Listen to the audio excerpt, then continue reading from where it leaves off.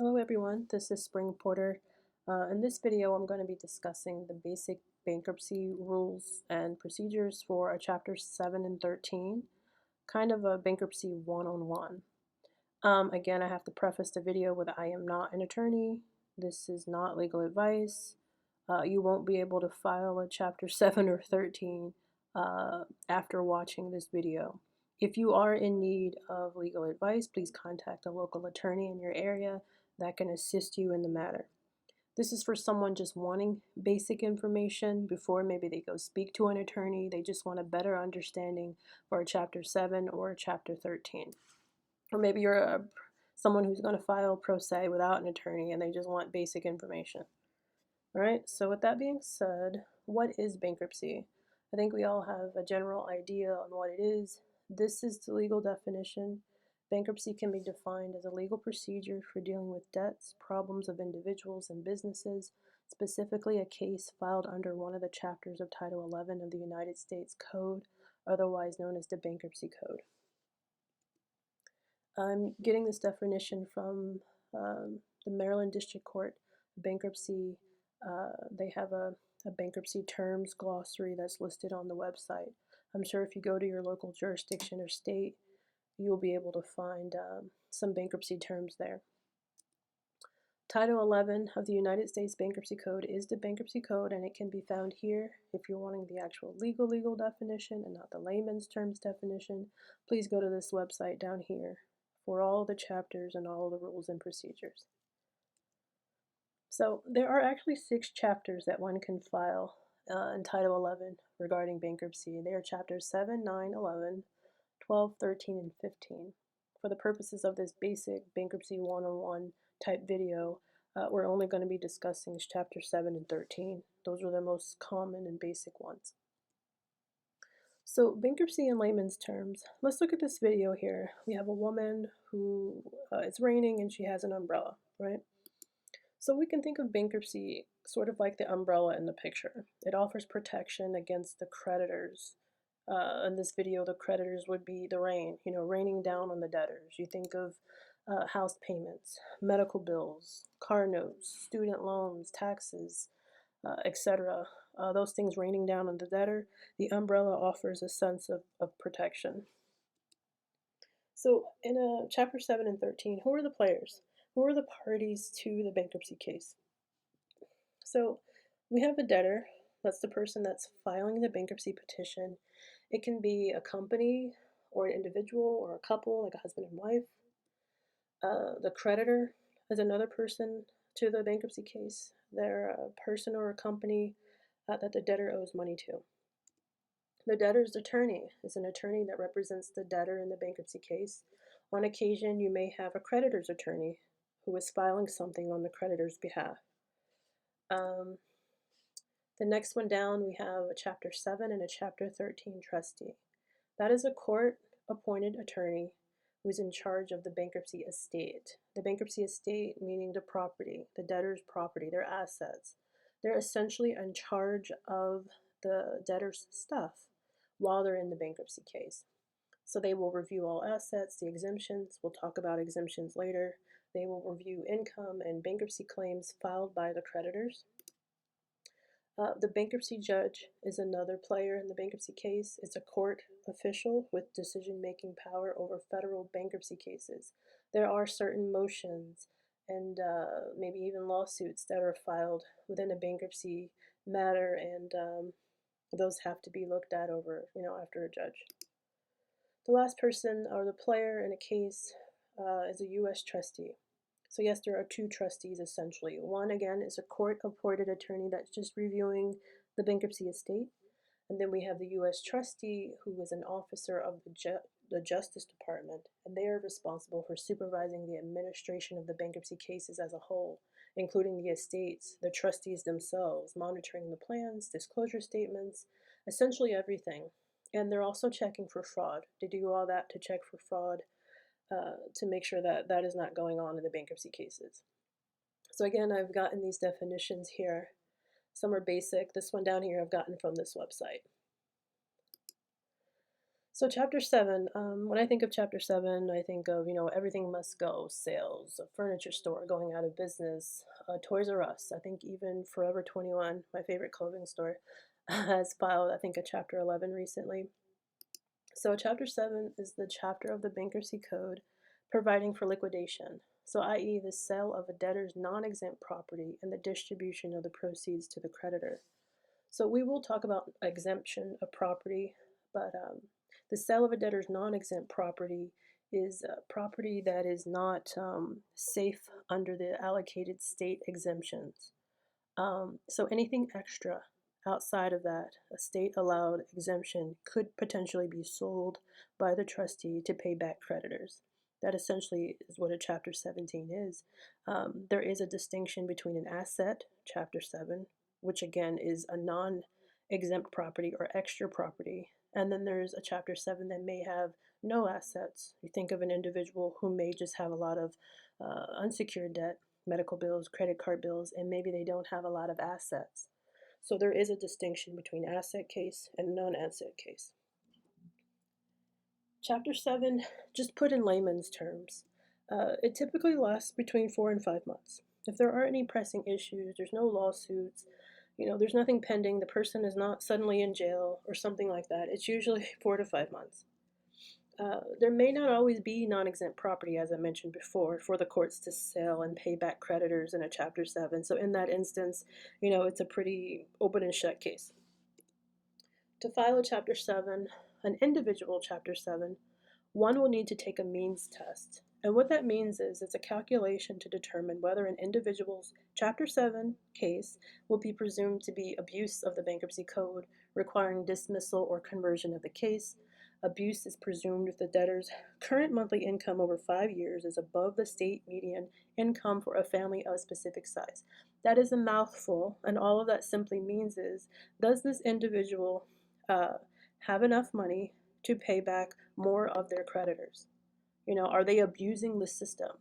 Or if they're over that median income, they're going to have to file, a different chapter or convert to maybe a Chapter 13 that they can actually pay back more of their creditors. So I don't believe that this applies to actual businesses that are filing Chapter 7 because it says individual. It doesn't say business. All right, so just know that that is a calculation that will need to be taken for individual Chapter 7. So next here we have a Chapter 13. Chapter 13 is a little bit more complicated than a 7, but it's essentially the chapter of the Bankruptcy Code that provides for adjustments of the debts of an individual with regular income. And Chapter 13 allows a debtor to keep their property and pay debts over time, and it's usually between a time period of 3 to 5 years. So in layman's terms, a Chapter 13 is essentially, they're paying back in a plan for 3 to 5 years. The funds in the plan also pay back the administrative trustee fees. They also pay back the debtor's attorney, and they pay the creditors. The debtor's attorney will usually take a retainer, and then maybe the remaining part of that retainer will go to inside the bankruptcy plan, and they'll pay it over a period of months or years in this case. It's important to know if there are any creditors listening out there, maybe small, creditors or small companies who are trying to understand bankruptcy without maybe going to a bankruptcy attorney. You're actually going to get paid. Creditors get paid after the attorneys and the administrative fees get paid. Okay, so this is the reason why some people don't like to file claims, because it takes forever for them to get paid, but you should always file a claim. Another thing that's in a Chapter 13 is that arrears on secured debts that are due prior to the bankruptcy filing can be rolled into the plan. So let's say a person recently files for bankruptcy, a Chapter 13. Let's say they're 2 months behind at the time of filing. They're 2 months behind on their car payments and their house payments. Those 2 months for both house and car are going to be included into that Chapter 13 plan, where they pay back everybody per month. So another reason why Chapter 13s fall apart is because although they're paying back the arrears on those houses and cars, they're also having to keep up with the regular car note and house note. So essentially they're paying 2 accounts. And this is difficult for a lot of people to come up with who don't have funds to begin with or have limited funds. Another reason why the cases typically fall apart. Creditors that do not file a proof of claim in Chapter 13 may not get paid at all. You may not get paid through the plan. You never know who's going to get, what kind of plan the debtor is going to have. The debtor could have a 100% plan where everybody gets paid equally. Everybody gets paid everything. That usually may not happen, but you don't know what you're going to get if you don't file a claim. So always file a claim, creditors. The automatic stay. So if we come back to this picture again, and we see the umbrella again. The umbrella is the rule that begins on the date of the bankruptcy filing. So this essentially is what every debtor is waiting for. They want those collection calls to stop. They want that repossession to stop, maybe the foreclosure, the garnishment from their wages. They want all of that to stop. This bankruptcy rule starts at the immediate time of the filing. So just think of the umbrella, again, as the automatic stay. Now, the automatic stay can be lifted under certain circumstances with a motion to the court, and it's called a motion to lift the automatic stay. It's usually done by a creditor's attorney, maybe to pick up a vehicle, to sell it, maybe to foreclose on a home. There's certain reasons that somebody would want to lift the stay. It's usually for failure of non-payment. Maybe that person has not filed a plan. Maybe the plan hasn't been confirmed yet and there's no payments. We'll talk about confirmation later of the plan.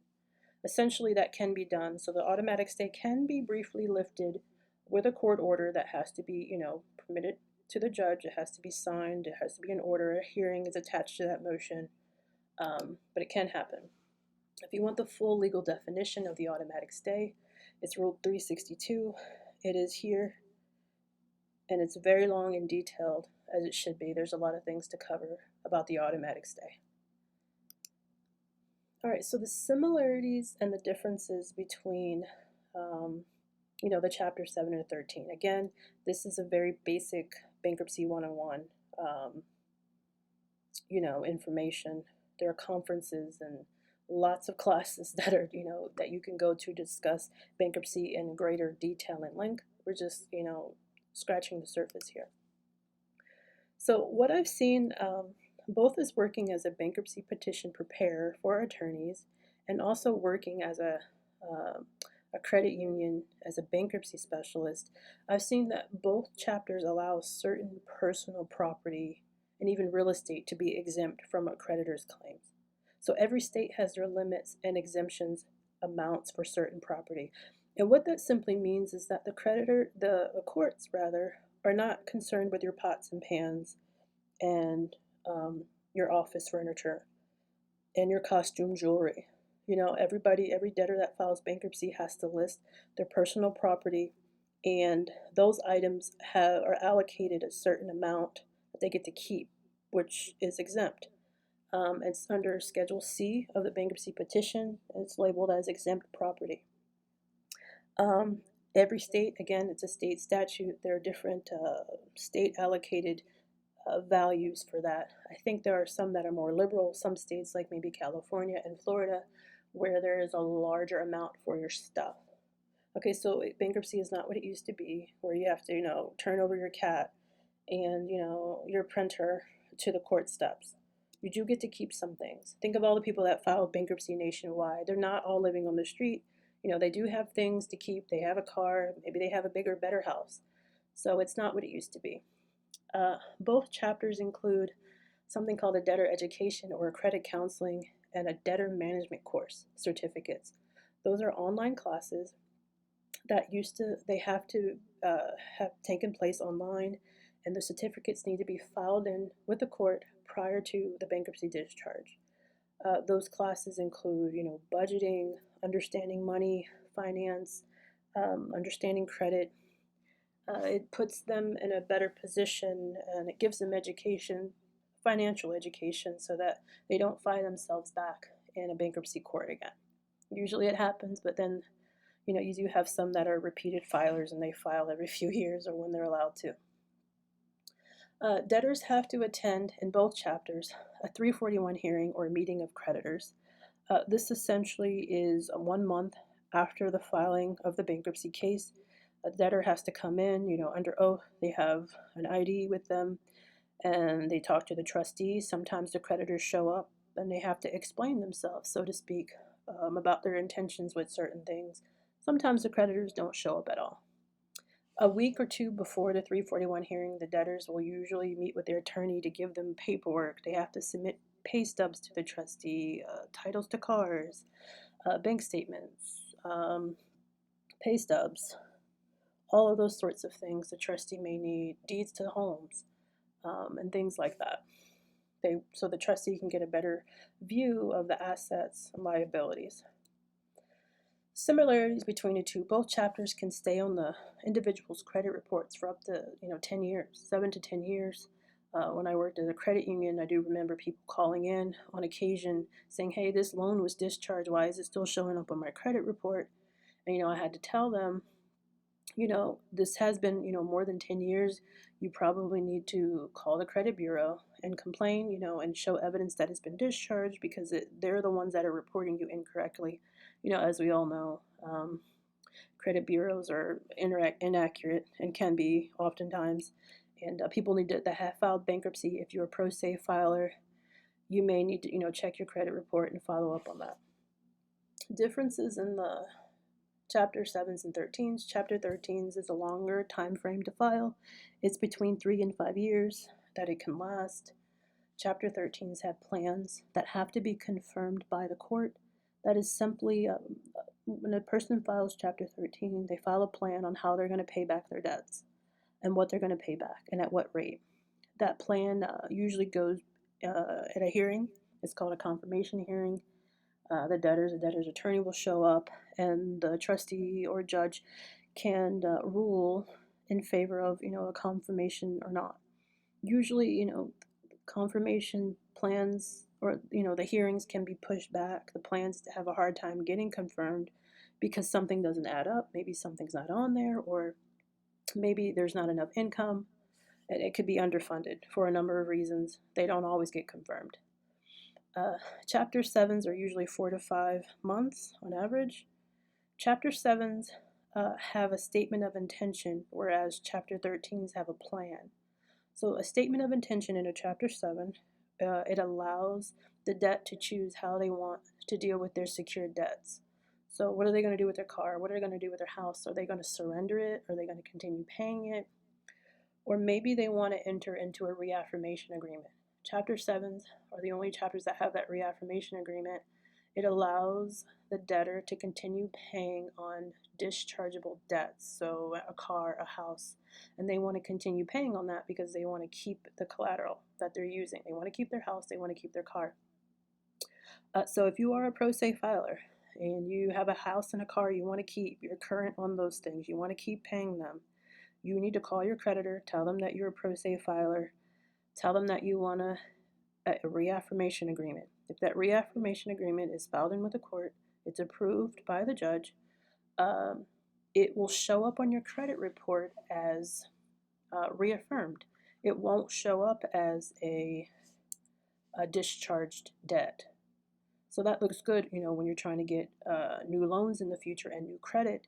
At least the creditors will say, oh, at least they paid on their house. They reaffirmed their car. So that's a good thing. So make sure you do that for people that are interested in reaffirmation agreements. So coming to a close here, we have discharges and dismissals. And what are the differences? So a discharge is simply an injunction that releases a debtor from personal liability for certain debts known as dischargeable debts and prevents the creditors owed those debts from taking any action against the debtor's property to collect debts. So what that really means is dischargeable debts like credit card payments, medical bills, unsecured debt. Once that you get a discharge, the creditors can no longer say you owe them money. Now, there are certain things that are non-dischargeable debts. If you are a pro se filer, you should be aware of what those are. If you have an attorney, obviously, they will tell you what those are. Non-dischargeable debts are child support, alimony, certain taxes, student loans usually. Those are some things that you will have to pay back, and you cannot, have those discharged. Now, there was a case recently, I think in January actually, and I'm sorry I don't remember the debtor's name. This person was, I think, in New York. He was a veteran. He filed bankruptcy and he got his student loan payments actually lowered because he showed the court, his income in black and white. Look, I don't have enough money to pay this $100,000 student loan. So I think he got that knocked down. So although it was a non-dischargeable debt, he was able to get it, a part of it reduced. So maybe in the future we could be looking at potentially getting some of the student loans discharged. If that happens, I would file tomorrow, trust me. But we'll see. A dismissal or something that is dismissed. A case is simply when the court rejects or throws out the bankruptcy case. Something went wrong, they didn't file something properly, maybe it was abuse, they had all this money and they were hiding it. For some reason, the case got dismissed, or they simply just weren't paying the court. The Chapter 13 cases get dismissed a lot. In that case, it's almost as if the bankruptcy never happened, and the creditors at that point can actually go after the debtors, and they can, be foreclosed on. They could go back into, have garnishments and liens and all that, those sorts of things. So discharge is basically, you can't come after me, I'm completed. And dismissal is like, okay, game on, we're going back to square one with you, you owe us money. That's essentially what that means. I hope that this video was helpful for anyone just wanting to understand the basic sort of layman's terms on Chapter 7 and 13 without all the legal jargon. Maybe someone who is filing pro se, or someone who is maybe doing unclaimed funds and they just want a better understanding of Chapter 7 and 13. I hope that this was helpful. Please like, subscribe my video if this was helpful, and thank you for watching. See you in the next video. Bye.